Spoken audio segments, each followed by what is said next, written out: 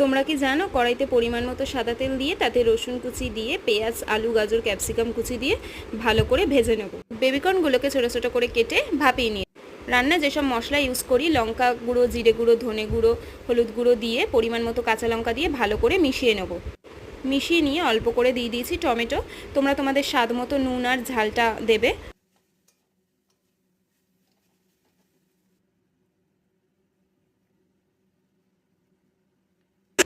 এরপরে এখানে সেদ্ধ করে রাখা বেবিকর্নগুলোকে দিয়ে ভালো করে মিশিয়ে নেবো। তোমরা যদি চাও এর মধ্যে ডিমের ভুজিয়াও অ্যাড করতে পারো বা সেদ্ধ করে রাখা চিকেন কুচিও দিতে পারো। চিকেনের সলিড পিসগুলো অনেকেই আছে খেতে পছন্দ করে না, তো তোমরা বাচ্চাদেরকে এইভাবে চিকেনের কুচি দিয়েও বাচ্চা থেকে বড় সবাই এটা পছন্দ করবে, দিয়ে ভালো করে মিশিয়েও দিতে পারো।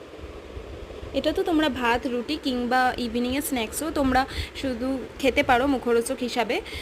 তোমরা রেসিপিটা বাড়িতে অবশ্যই ট্রাই করো এবং ট্রাই করে আমাকে জানিও কেমন লাগলো।